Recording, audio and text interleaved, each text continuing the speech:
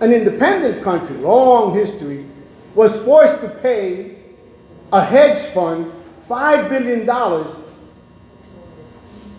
in debt. Otherwise, they would not be able to have access to world credit and financial structures. It is this new intensified form of capitalist structures that are actually superseding states. And so you think about Puerto Rico and you think about Palestine, what is the reality that they're able to come up against this powerful reality of economic in the Palestinian situation? It's really the Israeli states who govern and facilitate and control whatever financial money comes to help build the so-called autonomous Palestinian reality. And this is where we look at and we think in terms of the question of how do we bring up Palestine, and in the academy, the importance. Oh, and I want to close with just one thing in terms of that. I'm going to close it. Yesterday we had a very interesting conversation with the director of the Casa Árabe here, the House of Arabs. They have a place here, a cultural center. And it was interesting in conversation because you brought up the Arab presence, both Palestinian, Lebanese, Syrians in Cuba from the turn of the century, which is a phenomenon that if you look at it and you study it throughout Brazil, through Venezuela, throughout the Caribbean, and Puerto Rico, there has been pockets of Palestinian Arab presence that has not really been studied and expanded upon and understanding. And he was raising how, interestingly enough, and he kept emphasizing they weren't political, they weren't political organizations. But interesting enough, he studied and found that even though they were supposed to be cultural, during the great 1936 uprising in Palestine, these societies did everything they could to raise money from here to send back to Palestine. And I know that the same thing happened with the Palestinians and the Arabs in Puerto Rico during the beginning and the development of the Palestinian Liberation Organization. But it is an area of study which has been not really explored, and its connections to the anti-imperialist struggles. And I would say, just in closing, that this is a reality we need to look at and see how this intersects with our understanding of the Caribbean, the anti-colonial reality, the anti-imperialist reality, and the historical role that Cuba has played. Thank you. Our next presenter is Nanea, Ranteria, and Nanea is a professor lecturer at San Francisco State University in race and resistance studies, teaching the courses on environmental justice and indigeneity, and my colleague, teaching in the same college. Nanea's topic is Rooted Pedagogies, Land, Indigeneity, and Occupation at San Francisco State University. Hi everyone. As Dr. Abdulhadi mentioned, my name is Nanea Ranteria. I am Jaime ancestry. These are indigenous peoples who come from the U.S.-Mexico border with Sonora and Arizona.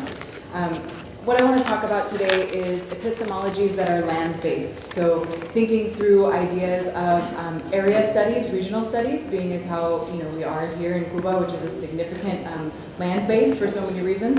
And I'll talk a little bit about what that experience has meant for me as a very new lecturer in the College of Ethnic Studies and the ways that that's kind of circumscribed by my location in a Western university. Again, I just want to acknowledge our hosts here at the CSA Havana, and thank you, Dr. Prosper, for making this panel possible. So I want to kind of begin by saying that this paper, this project, is an offering. It's very much a work in progress. It's a question. It's an invitation to dialogue. I want to ask questions about the reaches of anti-colonial pedagogy on stolen territories. In my case, specifically, the San Francisco Bay Area of California. Also, we want to talk about and think about pedagogies based in the Caribbean and Palestine and beyond. This, for me, is a pedagogical and a spiritual question. It concerns the ethics and the dilemmas of teaching about the earth as myself, a displaced indigenous person, on someone else's occupied territory. In the first College of Ethnic Studies in the United States at San Francisco State University, students in my course, Race, Activism, and Climate Justice, is one of 5 courses that I teach there, examine and critically engage questions of indigenous sovereignty as they interface with contemporary problems of impending environmental catastrophe. So being that we're talking and thinking through issues of climate justice, one of the first things that's important to realize, particularly as we are on an island nation here, is that the largest contributors to climate catastrophe and the burning of fossil fuels are often, places like the United States, for example, are often not the first to experience the effects. Right? In many cases, we see environmental problems and issues arising from climate change impacting island nations first. So, Puerto Rico is one, and other islands in the Pacific as well. So as the United States rejects the Paris Agreement, pledges loyalty to coal-powered energy at the COP23, pushes through projects like the Dakota Access Pipeline, worldwide youth, indigenous people, and again, island nations are at the forefront of Earth-centered movements to defend the environment, to address climate change, protect water, and create just, sustainable futures for all. So this class that I teach, it's an entry-level class, and it's kind of a radical experiment in trying to teach young people who the K-12 education system has failed, I think, how to think through their role in this as they inherit this planet. So San Francisco State University stands on occupied Huichin, Ohlone territory. When the Spanish arrived to missionize the indigenous peoples of Alta California in the 1700s, the Ohlone people already thrived there and throughout the Greater Bay Area with well-developed systems of land use, management, and governance, much like indigenous nations all throughout the world in the Americas. The most commonly told story is that those people are gone, that they're extinct, like the Tainos, Arawaks, and others of the Caribbean. One of the things that I want to ask is, as non-native guests in the Bay Area, we inherit a responsibility to listen to the people whose territories we occupy. So how does a course, designed as a site of decolonial praxis or anti-colonial praxis, engage these histories of the land upon which the classroom sits? What does it mean to teach about indigeneity as myself a displaced indigenous person? It seems to me that the generative potential of the decolonial moment is circumscribed again by its location in a university setting, and that a teaching practice of radical listening to the land and to our indigenous brothers and sisters who still live there can lay a groundwork to personalize students' relatedness to the land and their being as guests. Moreover, I want to also ask, how does ethnic studies in the United States both limit and incorporate questions of indigeneity, which are central to the epistemologies and pedagogies I'm attempting to think through. So San Francisco State University, in that way, is a site of contradictions. Right? At once, it's home to the first College of Ethnic Studies in the nation, which my colleagues have mentioned, is founded by student activism, unions, Black Panthers, the Third World Liberation Front, and so on. But its power also functions as a machine of global mass production of Eurocentric fundamentalism as a university in the US. It can, I think, probably do nothing else. So the people's movements that establish the college are a response to these epistemicides of indigenous ways of knowing and other movement-based ways of knowing. But being accountable to this legacy is kind of a complicated place. It invites instructors like myself. I'm a lecturer, I'm a precarious worker, so I figured let's just go for it and do all that we can while I have a job. So one of the ways, and this is taken from Aurora Levens Morales, she's a Puerto Rican author, poet, scholar, and a dear friend and colleague. A couple of the ways that she writes about these practices are as follows. We want to identify strategic practices of misinformation and contradict them in the classroom. So the narrative that Native peoples are gone, right, is a key one. For 18-year-olds in the Bay Area of California, this takes more than a semester, really, to understand. To make those absences visible, right? So to teach them how to intuit when there's a gap in a story that they've been told, and to pull questions out from that. And to expand our notions about what constitutes evidence, right? So our oral histories, do they qualify? Does it have to be written down? If I Googled it, does that count, right? These are questions and kind of the mechanics of what I attempt to help them think through. And then finally, we want to personalize relationships to the land that we occupy. So how did you get here, right? Did you take a plane to get to Cuba? right? And you're, listening to panels on climate justice, right? It's a little bit of a contradiction when I think through how that's possible. So in terms of, my students, I also ask them for their family histories. I ask them questions like, who do you come from? Right? What is your purpose, right? These are the way that I've been taught by my elders, indigenous people, to think about who I am and how I got there. And to also think about, in terms of race and racial mixing, what are some of the power relationships that make possible my life, that make possible me to be sitting in a classroom at San Francisco State University with that particular group of students in that particular moment, right? I would posit that none of these things are accidental. So one of the challenges that I run up against is that our, what we sometimes call heroes and holidays narrative of the K through 12 system depletes political awareness for students. It depletes their accountability and their critical thought. It divides their world into compartments, and I feel a little bit disheartened when I watch them struggle to re-knit those facets of their world, right? Instead of seeing this as just an interesting course that I took, but actually one that compels me to see myself as an agentic actor that must do something in order to impact positively this earth that I am inheriting. That K through 12 school system also praises and upholds the moral goodness and inevitability of settlement and conquest. As my colleague was mentioning, right, that this narrative is, it's no point in resisting, it's already done, right? So one of my jobs in this context is to kind of help reconstruct some of these mutated histories, right? The ways that they bleed into our institutions, even within, the nation's first College of Ethnic Studies. We still grapple with problems like this, things like relegating indigeneity to a minority status or a race-based status. And I won't go into why that's complicated, but hopefully, we can maybe talk about this a little bit more. So one of the ways that I think through this is through being accountable to not just Native peoples, but also local activists, right, who are working to reclaim land and to encourage relationships of solidarity, not just with indigenous peoples in the Bay Area, but also abroad, and to globalize these struggles, because in fact, as you all know, climate change and climate injustice is a global issue. Right? I do think that we can look to some of the First Nations peoples of the world, and as they lead these movements, remain accountable to them, but also kind of seek that guidance, right? Not to superimpose our ideas and our very Western epistemologies and ways of knowing about what the climate, is supposed to be acting like, to really listen. Right? To take a moment to kind of give ourselves a back seat, remaining accountable, again, to those who are displaced and affected by settler colonialism. So just to end, because I know I'm getting close to time, one of the ways that I do this and that I'm thinking through some of the limits of is through challenging these Western modes of knowledge production. Right? So again, does it have to be written? Does it have to be peer-reviewed, and so on?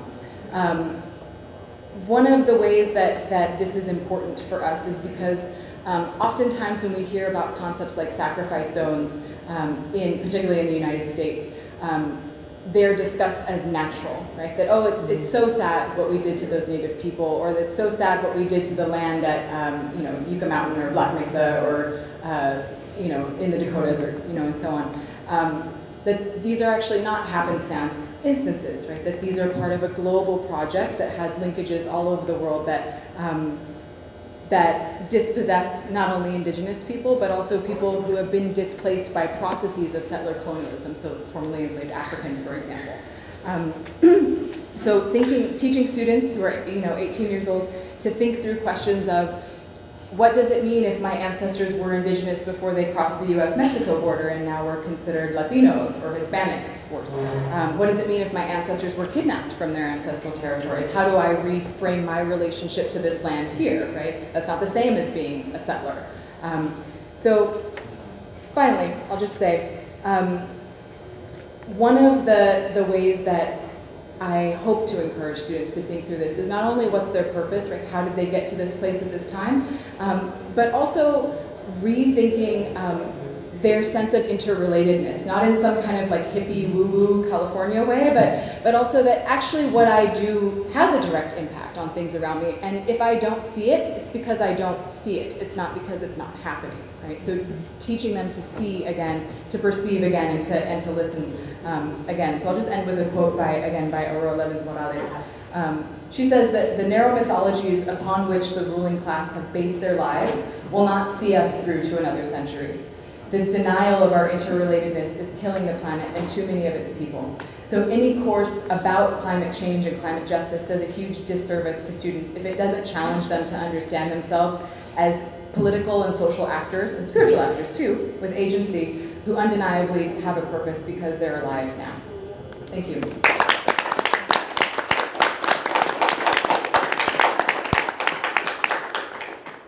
Our next presenter is Enrico Doan, who has just completed a master's degree and will be graduating this Saturday. Right? Yes. University of Washington in Seattle. And Enrico also serves as the National Students for Justice in Palestine. We've actually met in Houston at that conference I mentioned. And the topic of Enrico's paper is Surveillance, Censorship, and Punishment, Selective Free Speech and the Suppression of Palestine on University Campus. Thank you, Professor. How is everybody doing today? Good. Good. So good afternoon. As Professor mentioned, my name is Enrico Doan. I am a continuing graduate student at the University of Washington in Seattle and also co-teach a few courses at the School of Law there. I just want to begin by saying I trace my own indigenous roots to a tribe in the Central Highlands of Vietnam.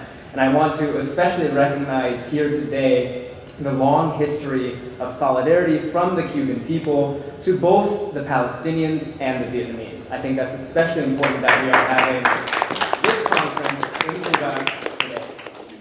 As the professor mentioned, the title of this presentation is Surveillance, Censorship, and Punishment, Selective Free Speech and the Suppression of Palestine on University Campuses. And in the interest of time and having a genuine conversation with you, I will keep my remarks brief, but over the course of the next few minutes, I hope to touch on how the policing of efforts to teach Palestine is made manifest on my own campus and on broader multi-scalar levels. So I'll begin by addressing the recent history of my institution, the University of Washington. It's located in Seattle, a very overwhelmingly white city with a so-called progressive/liberal reputation. That's not true as far as I'm concerned, but with the rapid rise in far-right white nationalism that we've seen in the United States and Eastern Europe, everywhere around the world, the university campus itself has been host to intensifying violence. And for example, several Muslim women have had their hijabs ripped off while on campus. Feces has been placed within prayer rooms reserved for Muslims, and symbols of white supremacy have been found posted or painted in very public spaces, lecture halls, streets, etc., etc. In many ways, the university's actions, and I would say more accurately their inaction to respond to these events, constitute a pattern and practice of exploitation and capitulation. Two of these instances come to mind. Firstly, on January 20th of 2017, coincidentally and not coincidentally, the day Trump was inaugurated, Milo Yiannopoulos, who is a well-known political commentator with intensely Islamophobic and transphobic stances, was actually invited to our campus for a speaking engagement. And protests outside of the lecture hall against both the neo-Nazi presence there and the throngs of local police officers led to a man being attacked, shot, and critically injured by a fan of Yiannopoulos. There was no recourse for this. Then about a year later, a group named Patriot Prayer was similarly invited to our campus to hold a so-called free speech rally. And Patriot Prayer has also been associated with white nationalism, and their rally actually led to the cancellation of events that had been organized for youth in the area to celebrate Black History Month, that is February of every year. Students protested these events and asked the university administration to disinvite these people in both cases because of their histories of inciting violence, particularly against people of color, Muslims, and queer and trans people. And in both cases, the university not only allowed these events to carry on as planned, the university itself paid the hefty security fees, upwards of tens of thousands of dollars. For the Yiannopoulos event, it was 75,000 USD, and defended its actions by citing free speech, claiming that the campus was intended to be a site of civil debate and generative discourse. Now, despite or because of this neoliberal stance on free speech, the university's policies when it comes to Palestine activism illustrate an entirely different approach. Events organized by student advocates for Palestine are frequently canceled, and funding is often denied to student organizations engaged in Palestine activism because such events are deemed, quote unquote, too political. And this extends not only to Palestine groups, but to the BSU, to MECHA, to students organizing around sweatshops who are simply affiliated with the Palestine students. Okay, now in the context of teaching Palestine, however, I want to highlight, as others on this panel have mentioned, that thinking about this differential treatment can be done not in terms of the coloniality and the imperial power that's expressed, but rather shifting the narrative to centering about resistance and shared struggle. At my university just recently, the newly formed Middle Eastern Student Commission held its first annual celebration of the food, dance, music, art, and dress of the Middle Eastern community. Unfortunately, student leaders of this commission were threatened by legal action by the Zionist presence on my school for quote-unquote discriminating against Israel and also, interestingly, being racist. The threat of being labeled anti-Semitic, of course, forced the commission to allow a table in the hall for Israeli students. And since that event, there has been, of course, no communication or recognition from our university administrators acknowledging this as violence, and as violence that is part of a colonial project on our own same campus. In the face of this, students actually came together, though, to reclaim that space. They released a statement in opposition to the university's normalization of violence, and performed together the traditional dance Dabka, which symbolizes for many Palestinian resistance to occupation. These same students, I want to mention, have also since then reaffirmed their capacity and commitment to collaborating with Afro-Caribbean students, indigenous students, and all students of color to organize around issues of police brutality, exploitative labor practices, and gentrification. In April of this year, an annual event entitled Afro-Caribbean Night is hosted by the African and Caribbean Student Association at the university. And one of the student groups, again, that threatened legal action was a group of white Peruvians for not being included. And thankfully, we succeeded in actually not allowing them entry into that space. So furthermore, this suppression is multi-scalar, and it's an active process in United States policy as well. For example, in the state of Dickinson, that is the Culture Fest, by the way. That's beautiful. In the state of Texas, the city of Dickinson refused to provide relief aid in the wake of Hurricane Harvey for any individuals or organizations who supported the boycott, sanction, and divestment of Israel. Now, BDS is one of the primary calls from the Palestinian people as a way to organize around the liberation of Palestine. Dickinson, unfortunately, is just one example of hundreds of proposed articles of legislation supporting Israel that are brought to the floor of the United States Congress, in contrast to the singular bill introduced since 2017, which denounces Israel's criminal treatment of and imprisonment of Palestinian children. So I'm going to conclude just by saying very briefly that the suppression of speech on Palestine extends far beyond activism and student activism to genuine scholarship as well, as in the case of the attacks on Professor Abdulhadi. Professor Abdulhadi's work is also not the only scholarship that's been targeted either, as academics are increasingly documenting how false claims of anti-Semitism, terrorism, and discrimination are leveled against those who write and teach about liberation. And finally, just as speech or scholarship about Palestine is censored within the academy and elsewhere, so too might be anti-colonial and emancipatory thought centered on justice in the Caribbean be suppressed. As we engage in this project of teaching Palestine, then, the possibility that the conversations that we're beginning to have in these spaces about the similarities, solidarities, and shared struggles between different spaces of resistance and resilience become all the more important to connect in our justice-oriented and revolutionary pedagogies. Thank you much.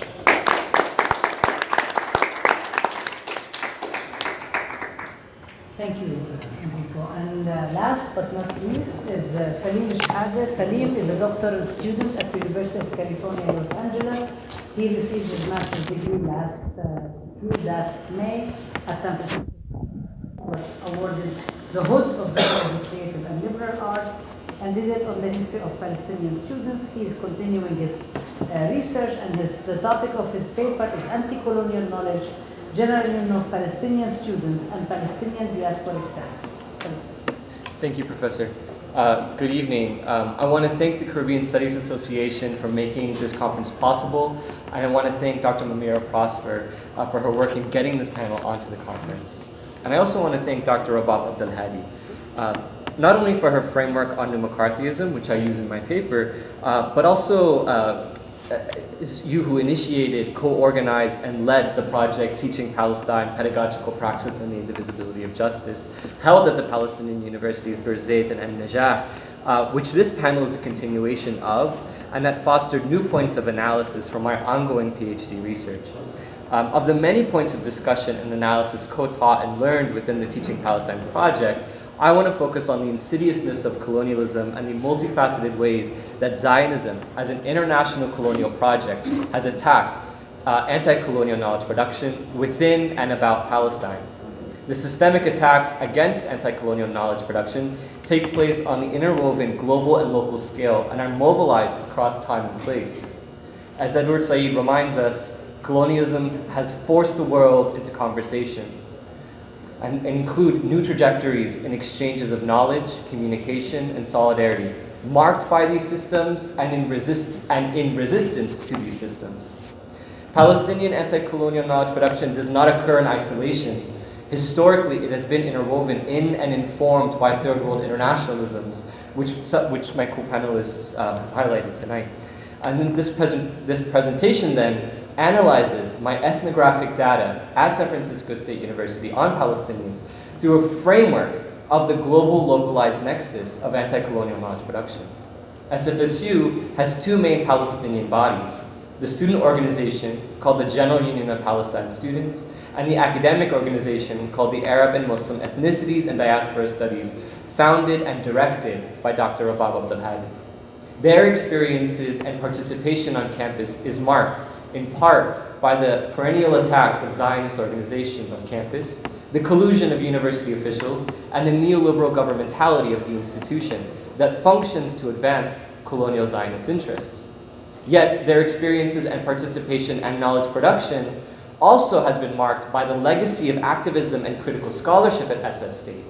It is the home, as we've talked about tonight, it's the home of the 68-69 strike, led by the students in the Black Student Union and the Third World Liberation Front, that brought together faculty and community to create the College of Ethnic Studies.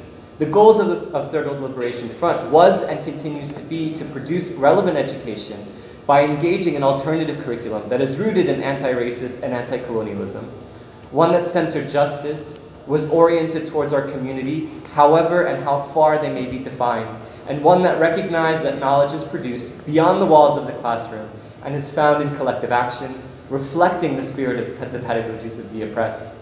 The legacy of the strike continues to inform the critical scholarship and engagement of Dr. Abdulhadi and Ahmed, and the organization of GUPS at SFSU. So when in April of 2016, when the Zionist student organization SFSU Hallel invited to campus near Barakah, who is the mayor of occupied Jerusalem and an architect of apartheid and colonialism there, a wide and diverse coalition of students protested the event. Soon after, they were smeared online by Canary Mission, which is a blacklist website that posted profiles of them, leading to intense harassment. They were stalked on campus, their employers were called, demanding they be fired, and they were the victims of violent death threats and threats of rape. This was part of a larger dismantling effort. Another Zionist organization then started a petition demanding that SFSU cancel its academic partnership with Najah National University in Nablus, Palestine, on the false pretext that it was a hub of terrorism. The David Horowitz Freedom Center initiated a smear campaign against Dr. Abdulhadi, accusing her of terrorism and anti-Semitism. On 4 occasions, the organizations defiled campus with these posters, attacking the students, allied organizations, and placing Dr. Abdulhadi's face on the posters. The university to this day has refused to hold accountable those that threaten Dr. Abdulhadi, GUPS, and the Palestinian allies. Hillel has filed charges of anti-Semitism against organizers of a Know Your Rights fair, co-sponsored by GUPS, for not inviting them to have a table at the fair. And the Lawfare Project has filed a lawsuit in federal court against Dr. Abdulhadi and SFSU administrators, claiming they have facilitated systemic anti-Semitism at the university orchestrated by Dr. Abdulhadi. And they have filed a second lawsuit on allegations of anti-Semitism in state court. These accusations of anti-Semitism rest on a deliberate conflation of anti-Semitism with anti-Zionism and are intended to stifle and criminalize anti-colonial knowledge production and Palestinian advocacy organizing. Spearheading the attacks against Palestinians at SFSU are a highly funded network. As the International Jewish Anti-Zionist Network 2015 report titled "The Business of Backlash" shows, these Zionist organizations are funded in part by the Israeli government and by wealthy individuals such as Sheldon Anderson. These organizations are where the Israel Lobby Network and the Islamophobia Network coalesce and engage in a new McCarthy-style targeting Palestinian scholarship and advocacy, with a number of attempts, some of which have been successful, to pass legislation criminalizing Palestinian advocacy. These organizations smear students and faculty with accusations of supporting terrorism and anti-Semitism, and as Palestine Legal, a legal organization in the United States dedicated to supporting the movement for Palestinian rights, has documented, there are 350 incidents of these false allegations of anti-Semitism against Palestinians on campuses from 2014 to 2016, and 206 incidents of false accusations of supporting terrorism during the same period, taking place across 74 different campuses. These false allegations are investigated by university officials, and they have done so at San Francisco State with due process violations and as structurally biased adjudicators. And at times, these allegations escalate into criminal investigations and prosecutions. These organizations operate on campus to try and ruin careers. They levy campaigns to deny faculty tenure, fire professors, and to tarnish their reputation, to make them, in the words of Canary Mission, unhireable. But the accusations themselves build off of anti-Arab racism and Islamophobic fear-mongering. For example, the lawsuit filed alleges that Hillel students feared that the Palestinians held concealed knives during the Barakat protest, and that they, quote, adjusted their head coverings in a threatening manner, end quote. The posters they plastered categorized Palestinians as an existential threat, and as longtime Japanese activist Pastor Michael Yoshi noted, are reminiscent of anti-Japanese war propaganda posters during World War II and the period of